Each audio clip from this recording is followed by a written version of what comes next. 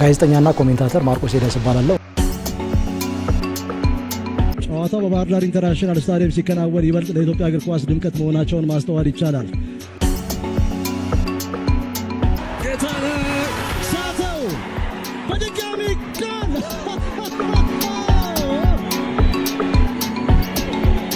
17 ሳምንት ጠብቋል። በዚህ ልክ ማርክ ፈረጆቹ የብላንደር ሚስቴክ የሚሉት አይነት ስህተት ነው። ምክንያቱም ምናልባት ጎል አዲዮሳና ሄኖክ አበበ ጨዋታውን በፊሽካቸው ደመደሙ። ምን አይነት ልብ አንጠልጣይ ጨዋታ ነው! ለኢትዮጵያ ፕሪሚየር ሊግ ጥሩ ማስታወቂያ የሚሆን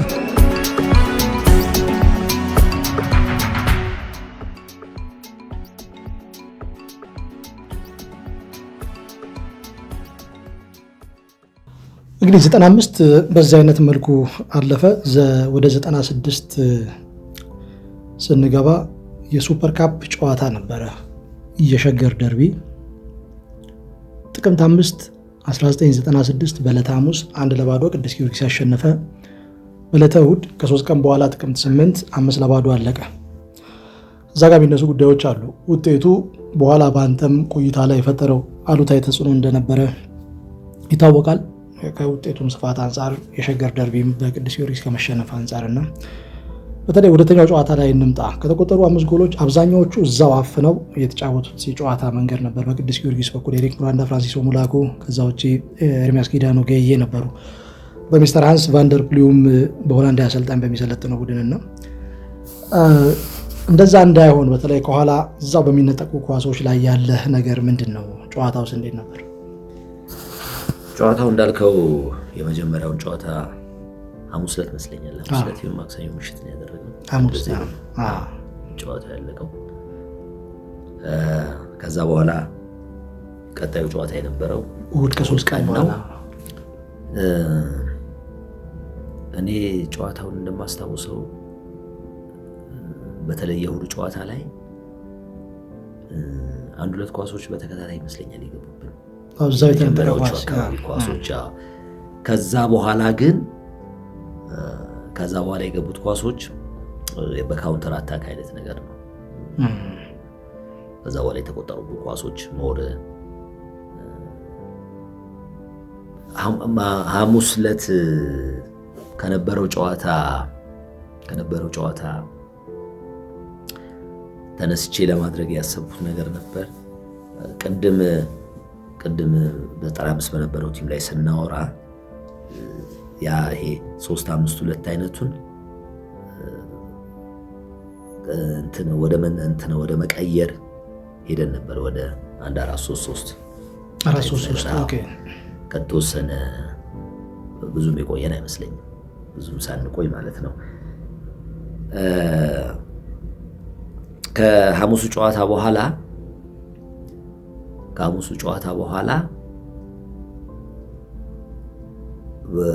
ወደ 4-3-3 ሆኖ ግን ትንሽ ሞዲፋይ ለማድረግ ወደ 1-3-4-3 ለማድረግ ያንን የተወሰነ ልምምድ ላይ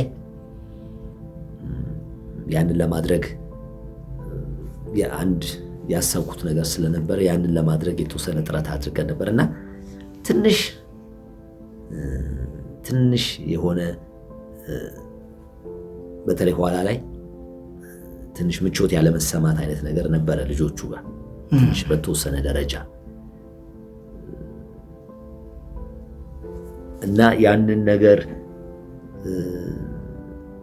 ለማሳመንና በዛ ውስጥ ያለውን ነገር የተሻለ ነገር ልናገኝበት የምንችለውን አድቫንቴጅ ከማሳየት አንጻር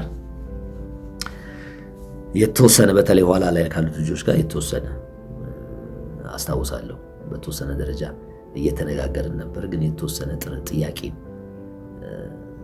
ነበራቸው። በኋላ እንግዲህ እዛ ጋር ያለውን አንዳንድ ስጋት ተጠርጣሪ ሳይ ምናልባት በዛ በጣም ኮምፎርት በማይሰማቸው ሁኔታ ውስጥ መጫወት የለባቸውም በሚል ነገሩን በደንብ አልገፋውበትም። ከፎርሜሽን አንጻር የነበረው በተወሰነ ደረጃ ለማስተካከል አስቤ የነበረውን ነገር እንዳልኩ የሆኑ ስህተቶች ተፈጠሩ፣ ጎል ገባብን። ከዛ በኋላ ሞር እንግዲህ ዝም ብሎ አንዳንድ የምታየው ነገር አለ። ከስነ ልቦና አንፃር አንድ ቲም ጎል ሲያገባ በራሱ ዝም ብሎ የሚያፈገፍገው ነገር አለ። ሞር ጎሉን ካገባ በኋላ ተጭኖ ብቻውን ወስዶ ያለውን ነገር ከማስቀጠር ይልቅ እንደዛ አይነት ሁኔታ ስለነበረ እንግዲህ ጊዮርጊስ ጋር እኛ ሞር ተጭነን እየተጫወትን ነበር። በዛ መሃል ያለፉ ኳሶች ነበሩ በካውንተር አታክ ሌሎች ተጨማሪ ጎሎች ገቡብን።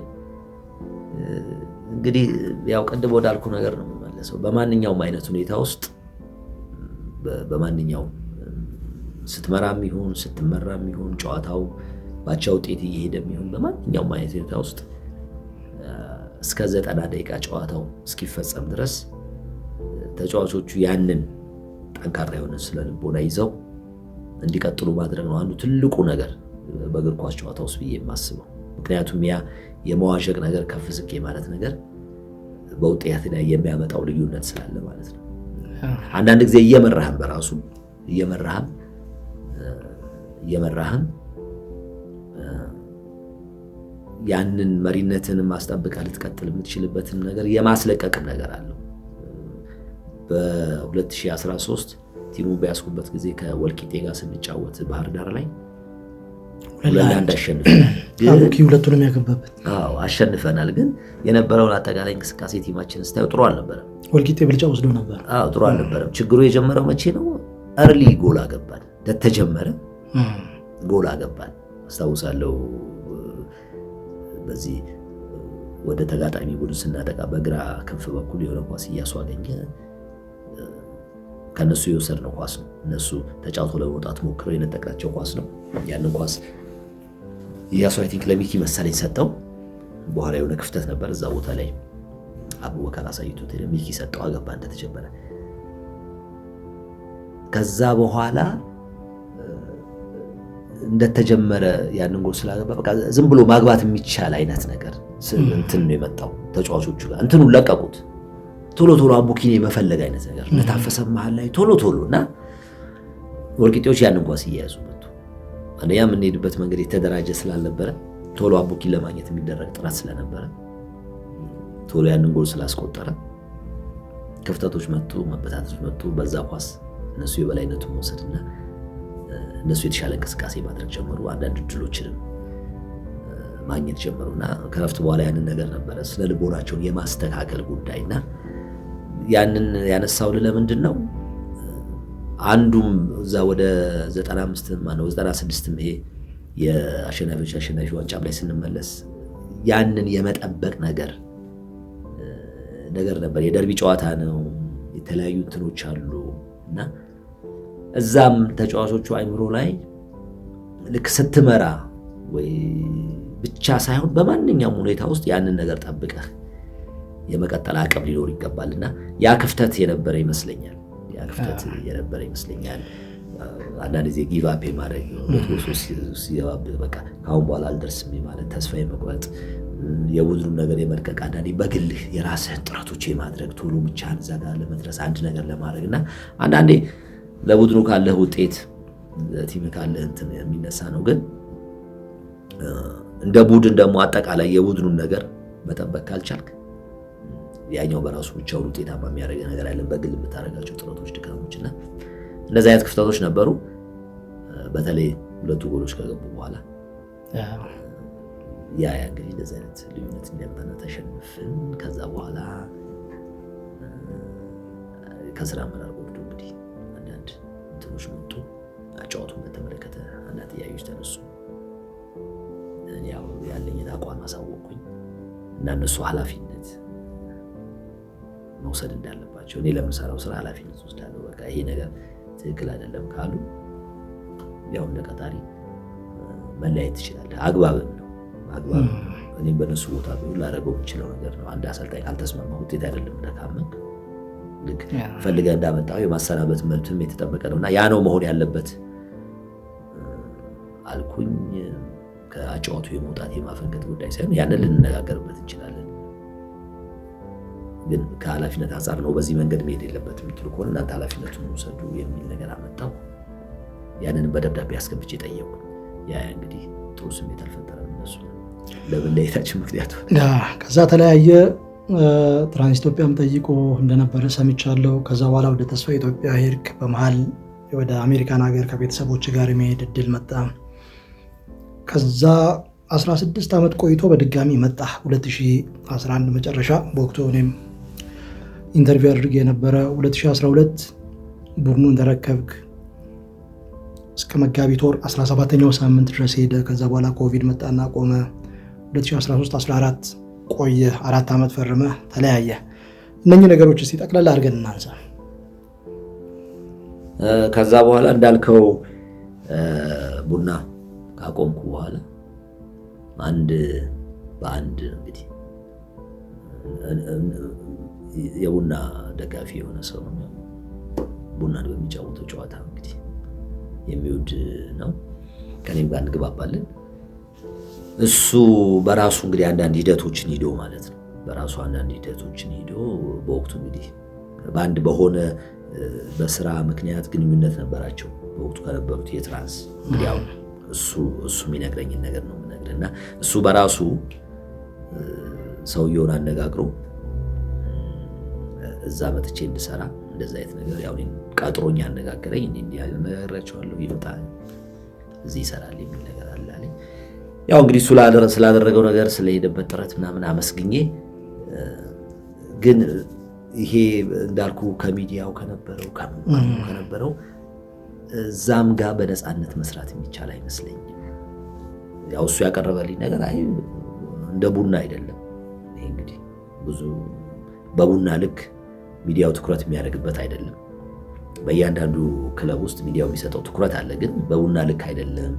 ብዙም እንደ ቡና ደጋፊ ያለው የተለያዩ ጫናዎች ምናምን አይመጡብህም። ስለዚህ እዚህ በነፃነት ቢያንስ መስራት የምንችልበት ነው የሚል ነበር እሱ ሊያሳምነኝ የሞከረው። አይ ግን አሁንም ቢሆን ያው ከሚዲያው ጋር ያለው ነገር ስላለ ምናልባት በሂደት ውስጥ እዛ ጋር ያሉት አመራሮች ሌላ አቋምና አመለካከት ስለሚይዙ በነፃነት መስራት የሚቻል አይመስለኝም። እና ግን ቴንኪው ስላደረገው ነገር ሁሉ አንድ የሆነ ነገር እያሰብን ስለሆነ እነዚህ ከታች ቲም ይዘን ለመነሳት አንዳንድ እንቅስቃሴ ስለተጀመሩ እዛ ጋር ትኩረት አድርጌ ብሰራ ይሻለኛል አልኩት። በዛ ተስማምተን ተለያየን። እንዳልኩ ተስፋ ለኢትዮጵያ የሚባል ቡድን ጀመርን። እዛ ጥሩ እየሄደ ነበረ። በመጀመሪያው ዓመት ወደ ላይ ወጣን። ከታች ነው እንግዲህ ያኔ አወቃቀሩ አንደኛ ዲቪዚዮን እንደዚህ የሚል አይነት ነገር ነበረው ቲያ ዲቪዚዮን። ከዛ በዛው ዓመት ወደ ላይ ወጣን። ከዛ በኋላ እንግዲህ ያን ሌላ እድል መጣና ከቤተሰብ ጋር ቅድም እንዳልከው ከሀገር ወጣን። ከዛ በኋላ ተመልሼ እንግዲህ 2011 መጨረሻ ላይ 4 ዓመት ኮንትራት ፈረምክ። አዎ ጥያቄው ከመጣ ከዚህ እኔም ከቤተሰብ ጋር ተነጋገርኩ። ኦኬ ያው ሁለታችንም ጋር ክለቡ ምንም ጋር የሚፈላለጉ ነገር ስለነበረ መጣው 4 ዓመት ፈረምኩኝ። የመጀመሪያው ዓመት የተቀመጠው ነገር ምንም ማለት ቲም ወገብ ላይ ሆኖ ቢጨርስ ችግር የለውም የሚል ነው። ሁለተኛው ዓመት ከ1 እስከ 3 ውስጥ ቲሙ መካስ አለበት። ሶስተኛው ዓመት ሻምፒዮን ይጠበቃል። በዛ መሰረት ነው እንትኑ የተቀመጠው። ያን እንግዲህ ተስማምቼ ፈረምኩኝ። በአንድ በኩል ያንን ተስማምቼ ስፈርም ያንን ታሳቢ አድርጌ ነው በተቀመጠው መልኩ ነገሮችን ለማድረግ ማለት ነው። የሚጠበቅብኝ ኃላፊነት ስለሆነ ማድረግ አለብኝ። ተስማምቼ ፈርም ያለው ይሄ ነገር ይጠበቅብኛል። ይሄ በአንድ በኩል አስባለሁ። በሌላ በኩል ግን እንደዚህ አይነት ቲሞች ውስጥ እንደዚህ አይነት ነገር እንደማያቆይ አውቃለሁ። አያቆይም ከጫና ከደጋፊ አዎ ከቲሙ እንትን አንጻር ምናምን ካለኝም ቡና ውስጥ በተጫዋችነት ረጅም ዓመትም ስቆይ አሰልጣኞች የሚሰናበቱበት ምን የሚሉበት መንገድ ያው የማያቸው ነገሮች አሉ እና ያ ነገር ለምሳሌ አሁን የመጀመሪያው ዓመት ላይ በኮቪድ ጨዋታው ተቋረጠ እና ቲማችን ጥሩ ነበር። በጣም ጥሩ እየመጣ ነበር። ወደ በኋላ ላይ በጣም ጥሩ እየመጣ ነበር። ቅንጅቱ ጥሩ ነበር። ነገሮች ጥሩ መልክ እየያዙ ነበር። ግን ለምሳሌ በዛ ዓመት ላይ ቲሙ ወገብም ላይ ቢሆን በውሉ መሰረት ወገብ ላይ ቢሆን ግን አጠቃላይ የሚታየው ነገር ሜዳ ላይ ተስፋ የሚሰጥ ባይሆን ደካማ ነገር ቢሆን በውሉ መሰረት ተጠብቀ ትቆያለህ አይመስለኝም። እኔ ለቡና አይነት ቲም ውስጥ ካለ ልምድ አይመስለኝም። ደጋፊ ጫና አለ በጣም አይመስለኝም። አንድ ጊዜ ስምምነታቸውን ምን እንደሆነ አላቅም። በእርግጥ ስምምነቱን አላቅም። ምናልባት ሰውየው በስምምነቱ መሰረት ሊሆን ይችላል የተሰናበተው። ሪያል ማድሪድ መጥቶ የነበረ አሰልጣኝ ሰውየው ስፔናዊ መሰለኝ፣ ሊቨርፑል የሰራ እሱም በትክክል ራፋ ቤኒቴዝ በባርሴሎና 4-0 ተሸነፉ። ወዲያው ተነሳ። እንግዲህ ያሉ ነው ስምምነቱ ውስጥ የተካተተውን ነገር አላቅም። ግን ዝም ብለህ ስታየው እንደዚህ አይነት ውጤት የሚፈልግባቸው ትላልቅ ቲሞች ሜዳ ውስጥ ከምታሳየው ብቃትና ከውጤት ጋር የተያያዘ ነው። ጀስት ኮንትራት ብቻ ጋራንቲ አይመስለኝም።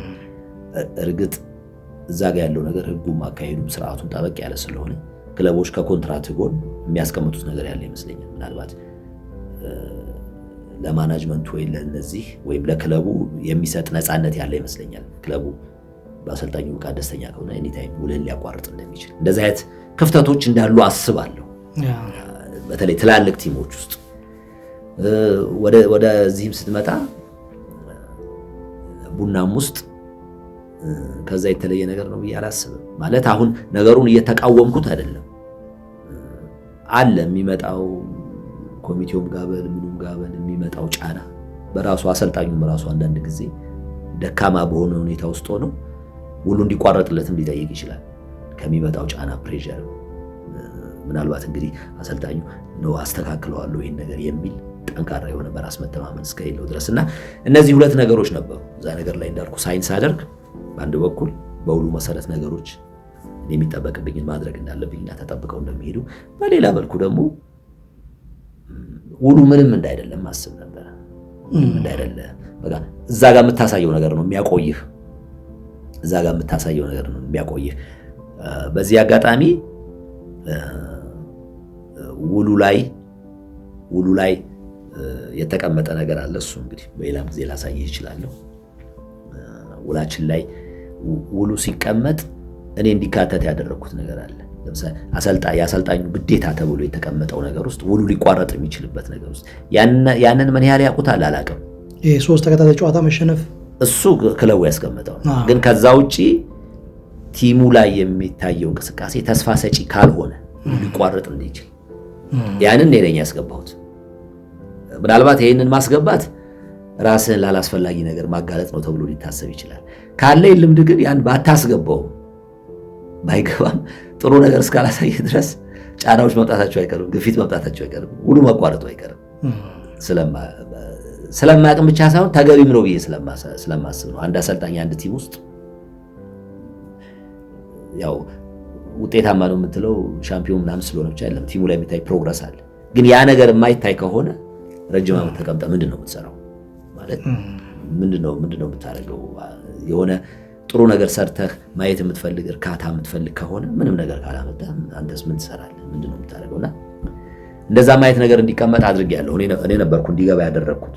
በዚህ ይሄ ይግባ ቲሙ ላይ ቲሙ ጥሩ እንቅስቃሴ ተስፋ ሰጪ ነገር የማያሳይ ከሆነ ውሉ ሊቋረጥ እንደሚችል ግን ይሄ ነገር እንዲካተት ሳደርግ ከአቶ ጌታቸው ዮሴፍ ጋር ይሄ ነገር ይግባ ብዬ እንዲገባ ያደረኩት። ምክንያቱም ውሉ ይሄን ይመስላል አንብበው ይወሩኝ አንዳንድ እንዲወጣ የሚያረኩት ነገር አለ። ለምሳሌ እዛ ውስጥ አንዱ የተካተተው ነገር የሚመጡትን ተጫዋቾች አሰልጣኙ ከስራ አስኪያጁ ጋር ሆኖ ይወስናል የሚላል ነው። ይሄ መውጣት አለበት። ከስራ አስኪያጁ ጋር ይመካከራል፣ ሊቀመጥ ይችላል። ውሳኔው ግን ያሰልጣኙ ይሆናል በሚል ነው መተካት ያለበት እንጂ ከስራ አስኪያጁ ጋር ተመካክሮ ይወስናል ነው። ያ በኋላ እንትን ሼር ነው የምታደርገው። አንተ የምትፈልገውን አይሆንም ሊል ይችላል። ያ እንዲስተካከል ያደረኩ ይሄኛው እንዲገባ አደረኩኝ። ጥሩ ነገር ነበረ ብዬ ነው የማስበው የነበረው ጊዜ አጠቃላይ ካለው እንግዲህ እንትኑ ጋር ግን ጥሩ ነበረ። እኔ ተጫዋቾቹ ጋር አንድ የሆነ ግንዛቤ አንድ የሆነ መረዳት አስቀምጫለሁ ብዬ አስባለሁ። በነበረን ጊዜ ውስጥ አንዱ የምፈልገው ነገር ይሄንን ነው። ተጫዋቹ ስለሚጫወተው ነገር ማወቅ አለበት። መልስ መስጠት የሚችልበት ነገር መሆን አለበት። ዝም ብሎ በደመ ነፍስ የሚጫወት ተጫዋች ሳይሆን የሚጠቅመውንና ራሱን በብቃት ሊያሳይ የሚችልበትና ደግሞ የሚቸገርበትን ነገር ማወቅ አለበትና የሆነ ግንዛቤ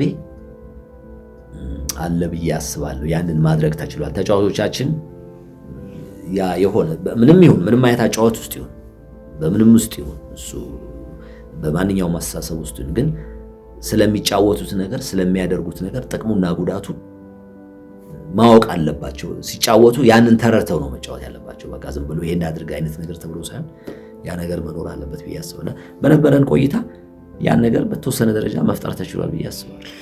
ያው 1995 የዓመቱ ኮከብ ተጫዋች አሸናፊ ግርማ፣ ኮከብ ጎል አግቢ ዮርዳኖስ አባይ። በእርግጥ ኤልፓ 5 ጎል አስቆጥሮ ነው ታህሳስ ወር ላይ መጣው። ከዛ 9 ጎሎችን ጨምሮ በኢትዮጵያ ቡና 14 ጎሎች ለሶስተኛ ተከታታይ ዓመት ያሳካበት ጊዜ ነበር። 2013 ኮከብ ተጫዋችም ኮከብ ጎል አግቢም አቡበከር ናስር ነበርና ምናልባት በዚህ ጊዜ ውስጥ ሌላው ሊነገር የሚችል ታሪክ ጥያቄ የለውም።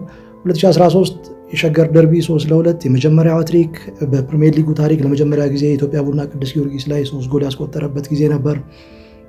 ከ1997 በኋላ 4-3 ያለቀ ጨዋታ ነበር ያው ቅዱስ ጊዮርጊስ አሸናፊነት 3-0 ውጤት ገልብጠ 4-3 ያሸነፍክበት የወልቂጤ ከነማ ጨዋታ 2014 ባህር ዳር ኢንተርናሽናል ስታዲየም ላይ እሱም ይታወሳል።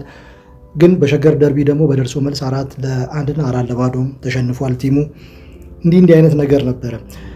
ከተጫዋቾች ኳሊቲ አንጻር ያለውን ነገር ማንሳት ይኖርብናል። 95 2013 እንዴት ነው የምታየው? ከዛ በኋላ 2014 ደግሞ ያ 2013 የነበረውም የተጫዋቾች ኳሊቲ ወረደ። ምን ነበር የተፈጠረው? የተጫዋቾችን ኳሊቲ በተመለከተ እኔ ጠቅላላ አድርጌ ማየት ነው የምፈልገው። ሁል ጊዜ ነገሮች እያደጉ ነው የሚመጡት፣ እየጨመሩ ነው የሚመጡት። ምንም ዝም ብለህ አጠቃላይ ያለውን ነገር ስትመለከት ማለት ነው። ዝም ብሎ አጠቃላይ ያለውን የዓለምንም ሁኔታ ስትመለከት ቴክኖሎጂው ምኑ የሰው እውቀት እየጨመረ እያደገ ነው የሚሄደውና እግር ኳስ ውስጥም በፊት የነበሩ በጣም ጥሩ ጎበዝ ተጫዋቾች አሉ። አሁን ካለው ትውልድ ጋር የመጫወት አቅም ያላቸው ከብስለትም አንጻር ኳስ ጨዋታን ከሚረዱበትም ነገር አንጻር ካላቸውም ክህሎት አንጻር አሁን ካለው ትውልድ ጋር የመጫወት አቅም ያላቸው ብዙ ተጫዋቾች አሉ። ግን ከተጫዋቾች ኳሊቲ አንጻር ስታይ ሁሌ እየጨመረ ነው የሚሄደው።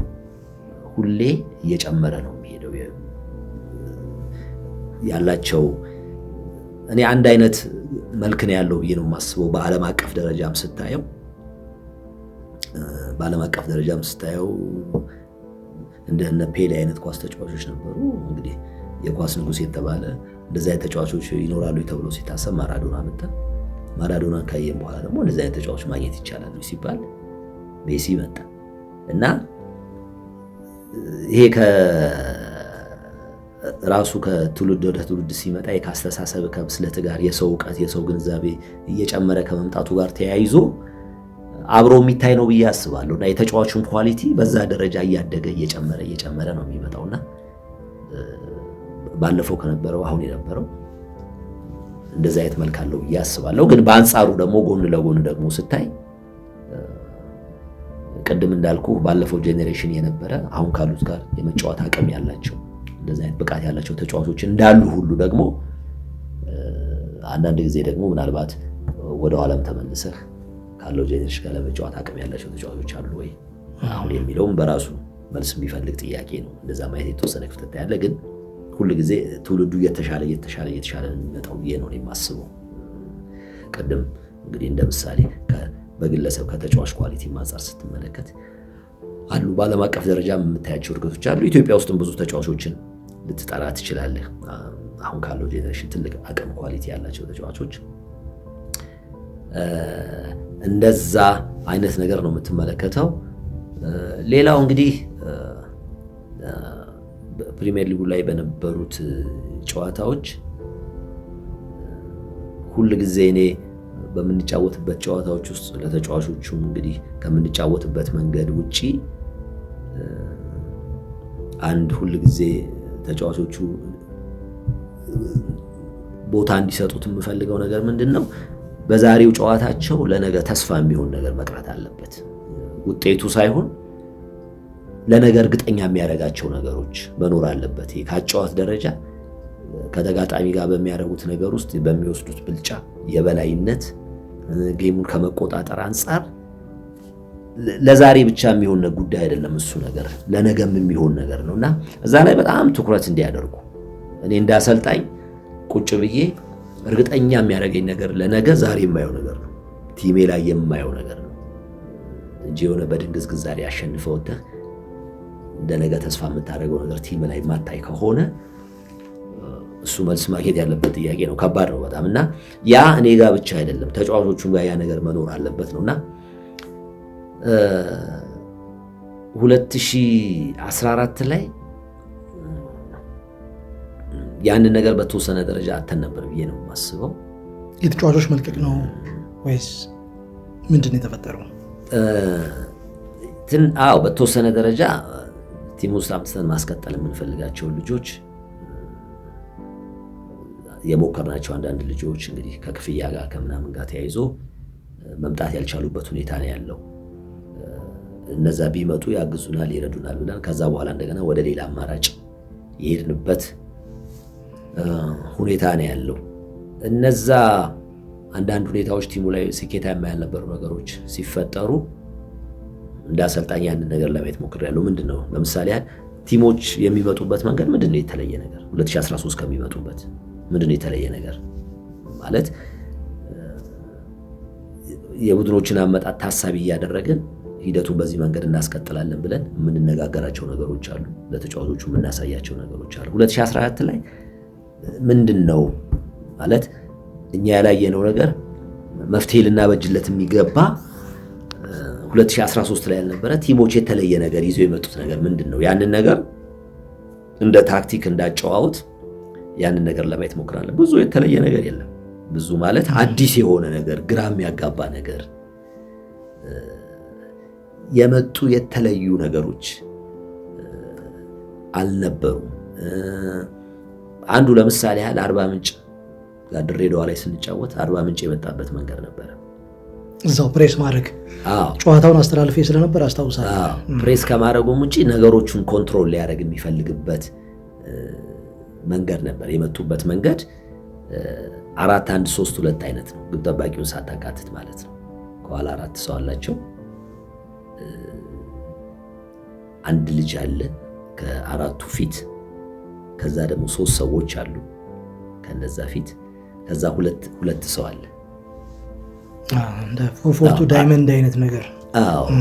በዛ አይነት መልክ መጥተው እነዚህ ሁለቱ ሰዎች ከፊት ያሉት የኛን ሴንትራል ዲፌንስ የምትላቸው እንደዛ አይነት የሚባሉትን አይነት ነገር ኮንትሮል ለማድረግ ከዛ በኋላ ከነሱ ኋላ ያሉት 3 ሰዎች ደግሞ የሚቆጣጠሩት የኛን የመስመር ተከላካዮች አንዱ ልጅ ያለው ከ3ቱ ፊት ነው ያለው። እሱ እኛ በአንድ 4-3-3 ስለሆነ የምንጫወተው አማኑኤልን እዛ ጋር ኮንትሮል የሚያደርጋለ። ከኋላ ያሉት 3 ልጆች ግን 4 ሰው ነው ኮንትሮል የሚያደርጉት። የኛ መስመር ላይ የሚጫወቱ ኃይሌ ነበረ፣ በግራ በኩል ስዩም ነበረ፣ ታፈሰና ዊሊያም ነበሩ። እነዚህም በ3 ሰው ነው የሚቆጣጠሯቸው። ግን በ3 ሰው ሲቆጣጠሯቸው ኳሱ ወደሚሄድበት ዳይሬክሽን ለምሳሌ በኃይሌ በኩል ከሄደ አንደኛው ተጫዋች እዛ ይሄዳል፣ አንዱ ታፈሰን ይዛል፣ አንደኛው ዊሊያምን ይዛል፣ አንዱ አማኑኤልን ተቆጣጠረው። በዚህ በኩል ስዩምን የመተው ነገር ምክንያቱም አሁን የኛ ነፃ የምንለው ሰው ሩቅ ነው፣ ለእንቅስቃሴው ሩቅ ነው። ያ ሩቅ የሆነውን ሰው ነፃ የማድረግና ለእንቅስቃሴው ቅርብ የሆኑ ሰዎችን ማርክ የማድረግ ጉዳይ በዛ አይነት መንገድ ነበር የመጡት። ያንን እንደ ዥዋ አይነት ነገር እነዚህ 3ቱ ሰዎች 4ቱን ሰዎች በዚህ መልኩ የመቆጣጠር ስኬታማ ነበሩ። በእንደዚህ አይነት ሲቹዌሽን ሲፈጠር እኛ ኳሱን የት ጋ ነው ማቆየት ያለብን የሚለውን ነው እረፍት ላይ ያንን ማን ነው አሁን ነፃችን ሰው ኳሱ የት ጋ ነው መቆየት ያለበት የሚለው የተንጠልጣይ ፓስ ጉዳይ ያንን ለማድረግ ነው። የሜዳው መጥበብ በተወሰነ ደረጃ ረድቷቸዋል ብዬ አስባለሁ። ከዛ በኋላ ግን ባህር ዳር ስንሄድ ያንን ማድረግ እንደማይችሉ እርግጠኛ ነበር። ያንን በጭራሽ ማድረግ እንደማይችሉ ምክንያቱም እነዚህ ሙቭ እያደረጉ ሶስቱ ሰዎች የሚተካኩት ሰዎች ሜዳው ይሰፋባቸዋል። ቶሎ ቶሎ ሰዎቹን ማግኘት አይችሉም። ወደዚህ ቀደም ባልኩ ፎርሜሽን እና በሰዎቹ አቋቋም እዚህ ጋር ስዩምና ኃይሌ ጋር ሙቭ እያደረጉ ለመተካካትና ለእንቅስቃሴው ሩቅ የሆነውን ሰው ለመተው እዛ ጋር ከመድረሳቸው በፊት እኛ ጨዋታውን ማስቀጠል የምንችልበት ሁኔታ እንዳለ እርግጠኛ ነኝ። ያንን ባልጫዎቹ የነገርኳቸው ድሬዳዋ ላይ ባረጉት ልክ ያንን ነገር ማድረግ አልቻሉም። በእርግጥ አሸንፈዋል፣ ግን እኛ የተሻሉ ድሎች ነበሩ። እነዛን ነገሮች መጠቀም አልቻልንም። ያው እነዚህ ነገሮች የማነሳልህ እንደዛ አይነት ክፍተቶች ነበሩ። ቅድም እንዳልኩ ባህር ዳር ላይ ስንሄድ የተሻሉ ነገሮች ነበሩ። ሜዳው ለመጫወት ይመቻል፣ በዛ ላይ ሰፊ ነው። በተከታታይ ወደ 4 ነው 5 ጨዋታ ድሬዳዋን፣ አዳማን፣ ሐዋሳን፣ ወልቂጤን መደዳ ያሸነፍን 2014 ላይ ባህር ዳር ከሄድን በኋላ እዚህ ድሬዳዋ የተደረገው ጨዋታና አዳማ ላይ የነበረው ነው የተቸገርንበት። አንድ ከ4-1 የተሸነፍንበት ከጊዮርጊስ ከመከላከያ ራሱ 4-2 የተሸነፍንበት ጨዋታ እዛ ነበር የተቸገርነው። ከዛ ከሄድን በኋላ ነገሮች የተስተካከሉበት ነገር ነበረ። ከእንቅስቃሴም እንግዲህ ከውጤትም አንፃር በወቅቱም እንግዲህ ዛሬም ላይ ሆኜ አጠቃላይ የነበረው የቲሙን ነገር ያሰልጣኝም ሳስብ እነዚህ ሁለቱን ነገሮች አስጠብቆ የመቀጠል ነገር አንዱ ውጤቱ ነው። ከውጤቱ በፊት ያለው ነገር ግን ጌሙን የመቆጣጠር ነገር ያንን ነገር ለማስቀጠል ባለ ሂደት ውስጥ እንግዲህ አንዳንድ በሚፈጠሩ ስህተቶች ውስጥ ያስተናገርናቸው ሽንፈቶች አሉ። እነዛ ነገሮች ግን የግድ አስፈላጊ ናቸው ብዬ አስባለሁ። እንግዲህ ቅድም እንዳልኩ ከተጫዋች ኳሊቲም አንፃር አንዳንድ ያሰብናቸው ቲሙን ያጠናክርና የተሻለ ያደርግልናል ብለን ያሰብናቸው ልጆች የተወሰኑ ልጆች ወጥተውብን ነበረ። 2013 ውድድሩ ካለቀ በኋላ ከቲሙ ሀብታሙ ታደሰ የወጡ እና አቤል አስታውሳለሁ። ለማምጣት ደግሞ የታሰቡ ነበሩ። በወቅቱ ተነጋግረን እንግዲህ አንዳንድ ከክለቡ የገንዘብ አቅም ጋር ምናምን በተያዘ እነዛን ልጆች ማስቀጠል አልተቻለም። እንግዲህ ምናልባት እነሱም ግምት ውስጥ የሚገቡ ከሆነ ግን እነሱ ነገሮች እንደተጠበቁ ነው። ያው የተጫዋች ኳሊቲ ወሳኝ ስለሆነ ማለት ነው። የምትፈልገውን ነገር ተግባራዊ ለማድረግ የተጫዋቹ ምንም ጥያቄ የለውም። ያ ሆኖ ግን ሞር የምንጫወትበት መንገድ ላይ ያንን ኮንትሮል ከማድረግ አንፃር ጨዋታውን ከመቆጣጠር አንፃር እዛ ላይ ነበር እኔ ትኩረቴና ቅድም እንዳልኩ ለማየት ሞክር የነበረው ነገር 2013 በተሻለ መንገድ ጥሩ የበላይነት ውስጥ የምንጨርስባቸው ጨዋታዎች ነበሩ አብዛኞቹ። 2014 ያንን ማድረግ ሲቸግረን ምንድነው የተለየ ነገር ተጫዋቾች ይዘው የሚመጡት ነገር ምን የተለየ ነገር አለ ተጫዋቾቹ የተቸገሩበት ነገር የሚለው ነበር። እኔ በየጊዜው ከተጫዋቾቹ ጋር እናይና አንዳንድ የተለየት ያሉ ነገሮች ካሉ ብዙ ነበሩ ያላስብም፣ ግን እነዛን ኮንትሮል ከማድረግ አንፃር ነውና እነዚህ ነገሮች ነበሩ። 2013 ላይ ያው ዛሬም ድረስ የሚነሳ ክርክር ነበር። አቡበከር ናስር 4 ሃትሪክ ሰርቷል። ሸገር ደርቢ ላይ፣ ቅዱስ ጊዮርጊስ ላይ፣ ሲዳማ ቡና ላይ 2 ጊዜ፣ አዳማ ከነማ ላይ እንደዚሁ ባህር ዳር ላይ በባህር ዳር ኢንተርናሽናል ስታዲየም ላይ ያስቆጥሯልና በወቅቱ 5 በብል ነበር። አዲስ አበባ፣ ጅማ፣ ባህር ዳር፣ ድሬዳዋ፣ ሐዋሳ 4ቱ በብሎች ላይ ተሳታፊ ነበርኩ። ባህር ዳር ላይ ብቻ ነበር ያልነበርኩት። ከ4ቱ ሃትሪኮች 3ቱን አስተላልፍ ያለውና ያን ጀምሮ 29 ጎሎች ነበሩት። ቲሙ አቡበከር ናስር ነው እንትን እንዲል ያደረገው፣ አቡበከር ባይኖር ይቸገር ነበረ ይላል። ግማሹ ደግሞ ይሄ ጨዋታ መንገድ ነው አቡበከርን ያጎላ ይላል። ሚቹዋል ቤኔፊት ነው፣ 50-50 ነው። እንዴት ነው የምትመለከቱት እናንተ? ሌሎች ተጫዋቾችስ በዚህ ደረጃ እንዴት ጎልቶ አልወጡም የሚሉ አካላት አሉ። ይሄ የጨዋታ መንገድ ነው ያጎላው የሚሉም አሉና እስቲ ከጉዳዩ ባለቤት እንስማ እስኪ። እኔ እንግዲህ ብዙ የጎሉ ተጫዋቾች አሉ ብዙ ብዬ ነው የማስበው። ለምሳሌ በወቅቱ በናሽናል ቲም ደረጃ ተጠርተው የነበሩት ለምሳሌ እንኳን ብንወስድ ኃይሌና ዊሊያምን ማንሳት ይቻላል። እንግዲህ በብሔራዊ ቡድን ደረጃ ሲጠሩ በክለብ ውስጥ የታየ ብቃት አለ ማለት ነው። ዛሬ እነዛ ልጆች በብሔራዊ ቡድን ደረጃ የሉም። ይሄ ማለት እንግዲህ ብቃት ስለሌላቸው ነው ማለት አይቻልም። ምክንያቱም ለምን መሰለህ በወቅቱ ያንን ብቃት አሳይተው በዛ ደረጃ መካተት ችለዋል። እንግዲህ ይሄ አንደር 23 በሚለው ይሄ ለኦሎምፒክ በሚዘጋጀው ውስጥም ያ ባህር ዳር ላይ የተዘጋጀ ሴካፋ ውድድር ይመስለኛል በዛ ውስጥ የተካተቱ ልጆች ናቸው። ስለዚህ በዛ ውስጥ ለመካተት ደግሞ በክለብ ውስጥ ያሳዩት አቋም ነው ብዬ አስባለሁ። እነ አስራቱን ጆ እርግጥ ምናልባት እንግዲህ እኔ ብዙን ከመያዜ በፊት ከብዙን ከተለያዩ በኋላ በእርግጥ አስራት ብሔራዊ ቡድን ውስጥም ነበረ። የተወሰነ ጊዜ ያው በኢንጁሪ ምክንያት ያልነበረበት ጊዜ ጎልቶ የወጣው በአንተ ጊዜ ነው። ግልጽ ነው።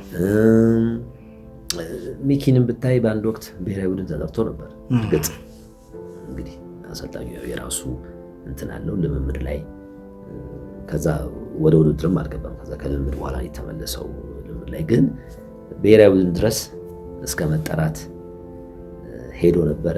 በረከት ናሽናል ቲም ውስጥ ነበረ።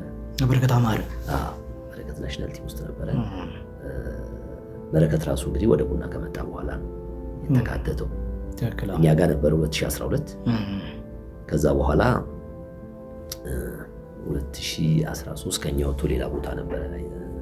የተለያዩ ክለቦች 1-2 ክለቦች ተጫውተው መሰለኝ። ከዛ በኋላ ጅማ ጅፋሪያ ከዛ በኋላ 2014 ተመልሶ መጣ። ናሽናል ቲም ውስጥ ተካቶ ነበር እና እንግዲህ ምናልባት የዘነጓቸው ተጫዋቾች ካሉ እርግጠኛ አይደለሁም። ግን እነዚህ ልጆች በዛ በክለብ ውስጥ በነበራቸው አማኑኤል ቆይታ ውስጥ አማኑኤል አንዳንዶቹ ምናልባት እኔ ከመምጣቴ በፊት ናሽናል ቲም ውስጥ የነበሩትን በፊትም ነበሩ የሚል ጥያቄ ሊነሳ ይችላል። ምናልባት እነሱ ላታሳያቸው ግን ያም ቢሆን በፊትም ናሽናል ቲም ውስጥ የነበሩ ቢሆንም አሁንም ናሽናል ቲም ውስጥ ሆነው እንዲቀጥሉ በየጊዜው የሚያሳዩት ብቃት ወሳኝ ነው።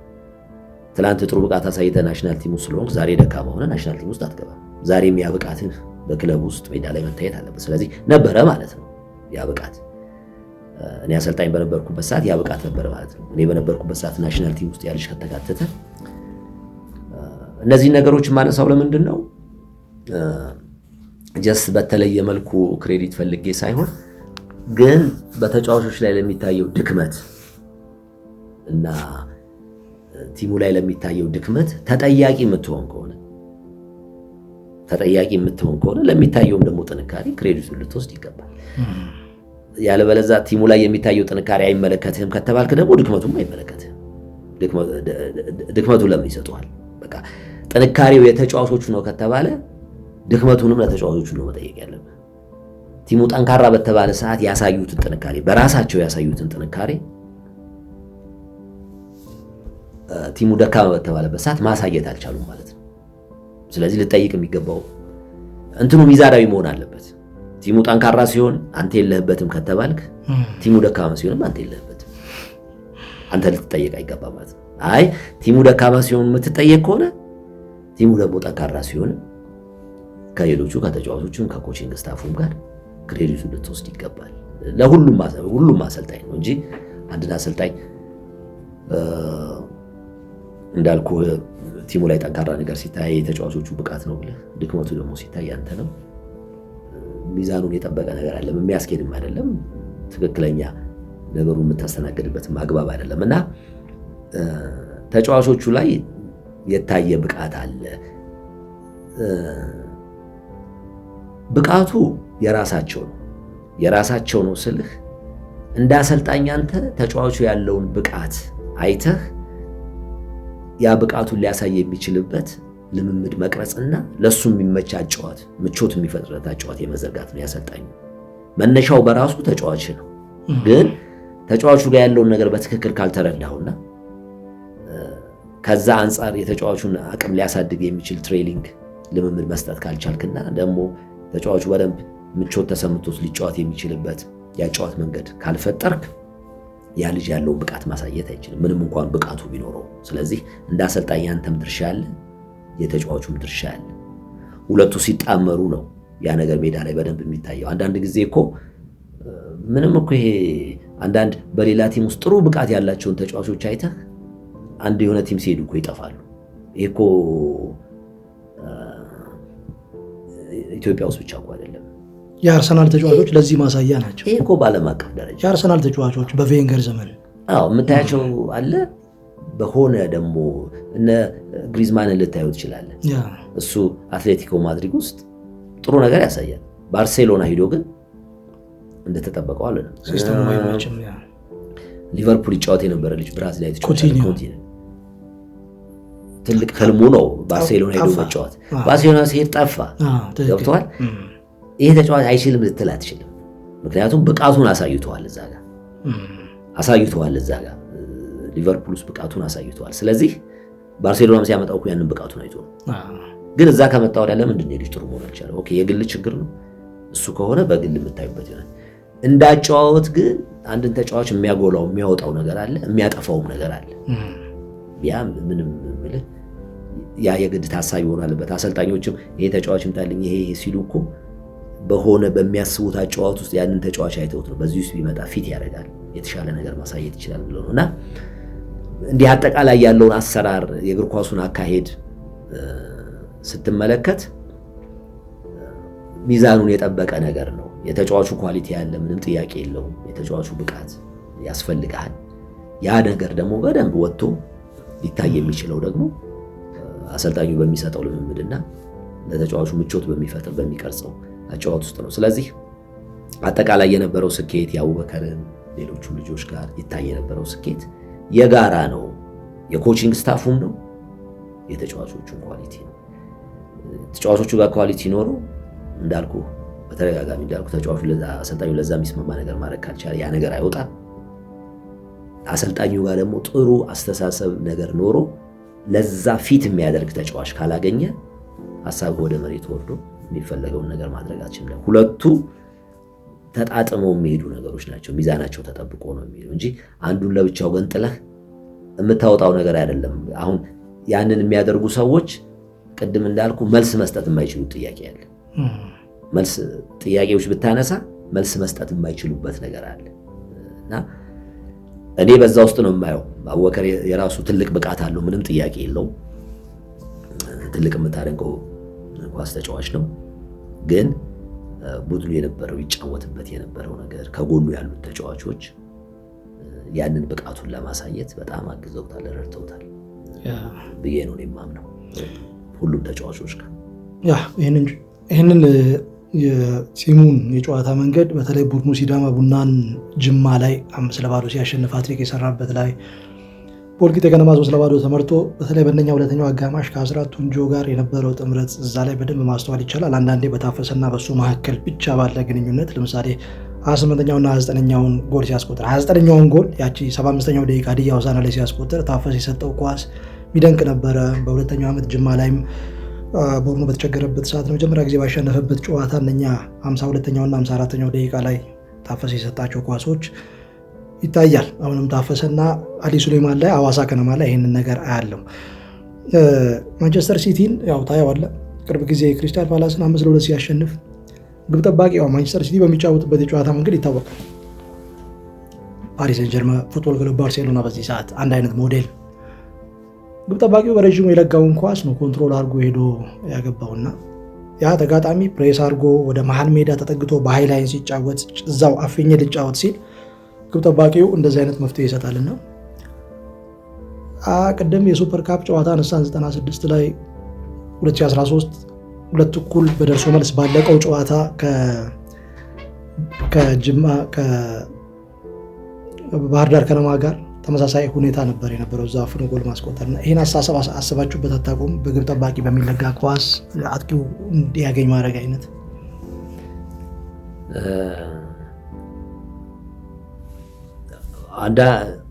አማራጭ መንገዶች ከኋላ ለማውጣት አቤልም በረከትም መጀመሪያ እንግዲህ ተክለማርያምም እያለ የምንጠቀማቸው ነገሮች ነበሩ። መስመር ላይ ላለ ሰው በተለይ መስመር ላይ ላለ ሰው ኳሶቹን ክፍተቱን ለመፍጠር ሌላ ሁሉ ጊዜ ተጋጣሚ ሲመጣ መጀመሪያ ፎርም የሚሆንበት አለ።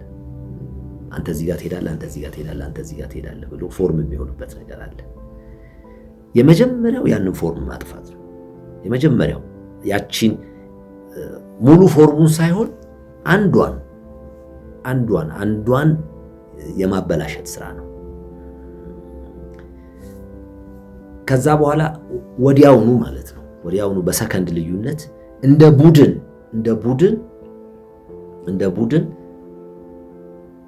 ሙሉ ፎርም ለመያዝ ቲም ይቸግረዋል።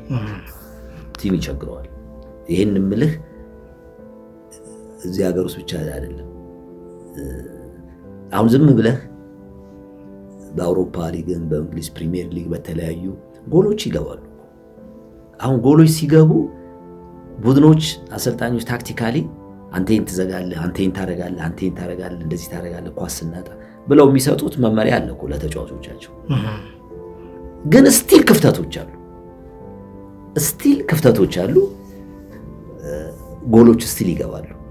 ሙሉ ለሙሉ ያንን ነገር ኮንትሮል ማድረግ አልቻለም። እርግጥ መጀመሪያም ኳስ ጨዋታ ሲጀመር ራሱ ያም ታሳቢ የተደረገ ይመስለኛል። የሜዳው ስፋት፣ ህጎቹ፣ አንዳንድ ነገሮቹ፣ የተጫዋቹ ቁጥር ክፍተቶች እንዲኖሩ ነው፣ ጨዋታው እንዳይታሰር ነው። እኔ ቀድመው ያሰቡበት ይመስለኛል አጠቃላይ እግር ኳስን ዲዛይን ሲደረግ ማለት ነው። ግን ከዛ በኋላ የአሰልጣኙ ኃላፊነት ነው እያንዳንዷን ነገር ጥቃቅኑን ነገር እየተመለከትክ፣ ምክንያቱም ታክቲኮች እያደጉ ነው የሚመጡት። በቅርብ የአስቶን ቪላ አሰልጣኝ አንድ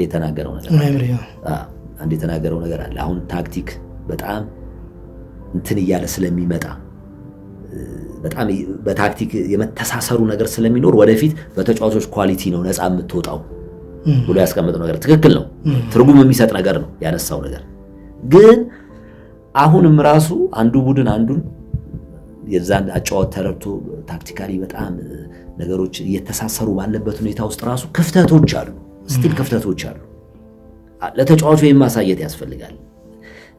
ምንም እንኳን በእያንዳንዷ ነገር ላይ አንተ እዚህ ትሄዳለህ ብሎ በጣም ፎርም ሆኖ ቢመጣብህም ተጋጣሚ የመጀመሪያዋን ነገር መስበር ከቻልክ ቢያንስ አንድ ሰው ታጎልባቸዋለህ። ቢያንስ ተመልሶ እንደ ቡድን 11ዱን ተጫዋች ያንን ፎርም ለመያዝ ጊዜ ይፈልጋል። ትንሽ የተወሰኑ ሰከንዶችን በለው 1 ደቂቃን በለው ወይም 30 ሰከንድ በለው ጊዜ ይፈልጋል። በዛ ውስጥ አንተ የምትሄዳቸው ሂደቶች አሉ።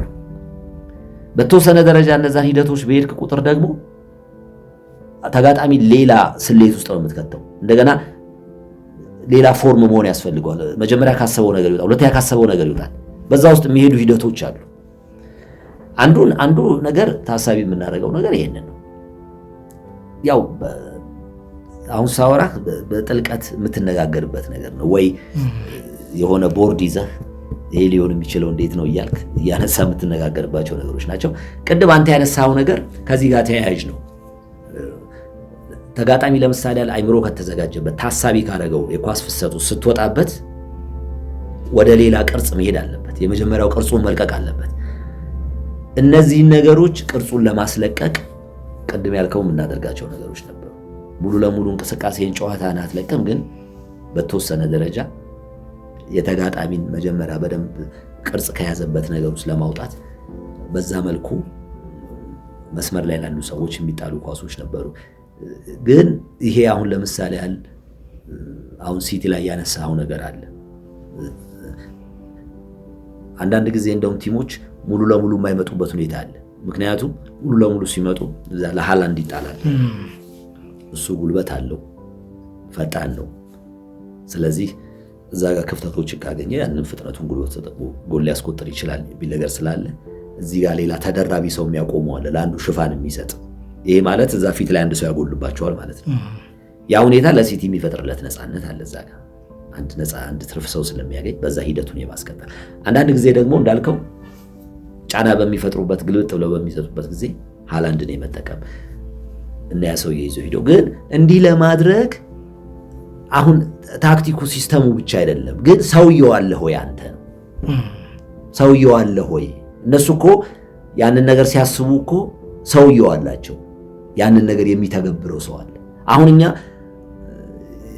ኳሱ የሚሄድበትን ፍሰት ታክቲኩን የመቀበል ጉዳይ ብቻ ሳይሆን ያንን ሊተገብር የሚችል ሰው አለ ወይ በዛ አለ ወይ በዛ መልኩ ሄዶ ጎል ሊያስቆጥር የሚችል ሰው አለ ወይ የሚለው ሁለቱ ጎን ለጎን ታሳቢ ነው መሆን ያለባቸው። ግን እኔ እንዳልኩ እነዛን አንዳንድ ነገሮች እንጠቀም የነበረው ያንን ቅርጽ ከማጥፋት አንፃር፣ ግን ተጫዋቾቻችን አይምሯቸው ደግሞ ለዚህ ሬዲ እንደይው አንዳንድ ያው እያወራው ያሉት ነገሮች ስትራቴጂህን ታክቲክህን ነው። ግን እነዚህ ነገሮች በኮንፊደንስ ማውራት ምንድነው ኳስ ጨዋታ ላይ የማታቆማቸው ነገሮች አሉ የማታቆማቸው ነገሮች አሉ። ይሄ በዓለም ላይ የምታየው ነገር እኮ ነው። አንዱ አሰልጣኝ አንዱን አሰልጣኝ የሚጫወትበት መንገድ እኮ ስለማያውቅ አይደለም። ኳስ ጨዋታ በራሱ የሚሰጥህ እድል አለ። 100% ልደፍናቸው የማትችላቸው ነገሮች አሉ። ምንም እንኳን ተጋጣሚ የሚጫወትበትን መንገድ ብታቀም ልትገድባቸው የምትችላቸው ብዙ ነገሮች አሉ። ግን 100% ለማጥፋት ግን ትቸገራለህ። ለዚህ ነው ዛሬም በዓለም አቀፍ ደረጃ ጎሎች ሲገቡ የምናየው፣ አንድ ቲም ሲበልጥ የምናየው፣ ኳሶች ሂደቶች ሲቀጥሉ የምናየው፣ ፍሰቶች አንዱ አሰልጣኝ ስለ አንዱ አጫዋት ስለማይረዳ አይደለም፣ ስለማያውቅ አይደለም። ግን ቅድም እንዳልኩ 100% ልትዘጋቸው የማትችላቸው ነገሮች አሉ እግር ኳስ ጨዋታ ውስጥ። 100% አንድ አሰልጣኝ ታክቲካሊ ያን ነገር የሚዘጋው ከሆነ ኳስ ጨዋታ አቆመ፣ በቃ ይታሰራል። ምንም እኮ የምታየው ነገር አይኖርም ማለት ነው። ኦኬ፣ እኔ ያው የመጨረሻው ምዕራፍ ላይ ደርሰናል። ጥያቄዎችን ወደ ማጠቃለል ደርሻለሁ። አሁን የፋስት ትራክ ቢ ላይሰንስ እየወሰድክ ነው ያለው። 3ኛው ዙር ላይ ደርሳችኋል። አሁን ወደ 4ኛው ዙር እየገባችሁ ነው ያላችሁትና ስልጠናው እንዴት ነበረ? አዳዲስ ነገር ተማራችሁ? ከዛ ውጪ ቀጣይ ቅድስ ለምሳሌ በ2018 የአሰልጣኝ ካሳዬ አራጌን የኢንጂነርን መዳረሻ በክለብ ደረጃ የት ልንመለከተው እንችላለን? ተመልሶ ወደ ክለብ የማሰልጠን ሂደት ውስጥ ይገባል? ስልጠናው ጥሩ ነው። እንግዲህ ያው እየተሰጠ ያለው በእኛው በኢትዮጵያ ባለሙያዎች ነው። ኤሊት ኢንስትራክተር አብርሃም መብራቱ አለ፣ ኢንስትራክተር ጋይ ሰውነት አለ፣ እነ ዶክተር ጌታቸው፣ ሌሎችም የተለያዩ እንግዲህ ከዳኝነቱ አንፃር ከዚህ ከኒውትሪሽን ከስፖርት ሳይንስ የተለያዩ ባለሙያዎች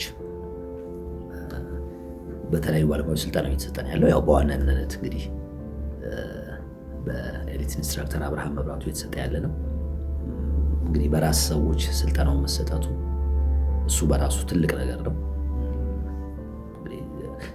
ጥያቄም ካለ ምንም ካለ ያንን ነገር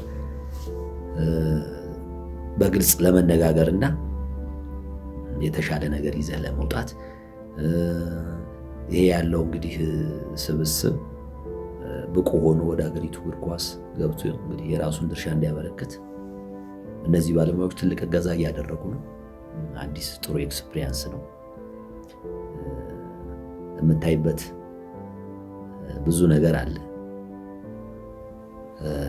ከተለያየ ነገር አንፃር ማለት ነው። ከተለያየ ነገር አንፃር የምታየው ብዙ ነገር አለና ጥሩ እየሄደ ነው። አጠቃላይ ጥሩ እየሄደ ነው። እንግዲህ ከዚህ ስልጠና በኋላ ለእግዚአብሔር ፍቃድ እንግዲህ ሁሉ ነገር በሰላም ከተጠናቀቀ በ2018 ለጊዜው ምንም ነገር የለም። ግን ያው እንግዲህ የራስህን ነገር ወደ ስልጠና ውስጥ ገብተህ የተወሰነ ነገር ለማበርከት ምናልባት ሌላው በተወሰነ ደረጃ ነገሮችን ማመቻቸት ይቻላል። በጣም ፍጹም የሆነውን ነገር የሚያመጡት ሰዎች ደግሞ በቀጣይ የሚመጡ ሰዎች ሊሆኑ ይችላሉ። ግን አሁን የተረዳኸውን የገባህን ከልምድህም ከተማርከውም ነገር የራስህን ነገር አበርክተህ ለማለፍ ነው። እንግዲህ እንደዛ አይነት ሀሳብ ነው ያለው። እንግዲህ በአስደናቂ እግር ኳስ ተጫዋችነቱ ሁላችሁም የምታውቁት ለየትኛውም ሰው በስብዕናው አርአያ የሆነው አሰልጣኝ ካሳዬ አራጌ ከኛ ጋር ያደረገው ቆይታ ይህንን ይመስል ነበር። በቀጣዮቹ ዓመታት ወደ ስልጠናው ተመልሰ ስኬታማ ጊዜያትን የምታሳልፍበት ጥሩ ጥሩ ተጫዋቾችን ለሀገር የምታበረከትበት ጊዜ እንዲሆን በግሎባል ስፖርት ከማርቆስ ኤልያስ ጋር በዛ ፕሮግራም ስም ከልብ እንመኛለን። መልካም የስኬት ጊዜ ይሆንልህ ካሳይ። እግዚአብሔር ይስጥልኝ። በጣም አመሰግናለሁ። ጋዜጠኛና ኮሜንታተር ማርቆስ ሄደስ እባላለሁ። ጨዋታው በባህር ዳር ኢንተርናሽናል ስታዲየም ሲከናወን ይበልጥ ለኢትዮጵያ እግር ኳስ ድምቀት መሆናቸውን ማስተዋል ይቻላል። ጌታነህ ሳተው በድጋሚ ጎል!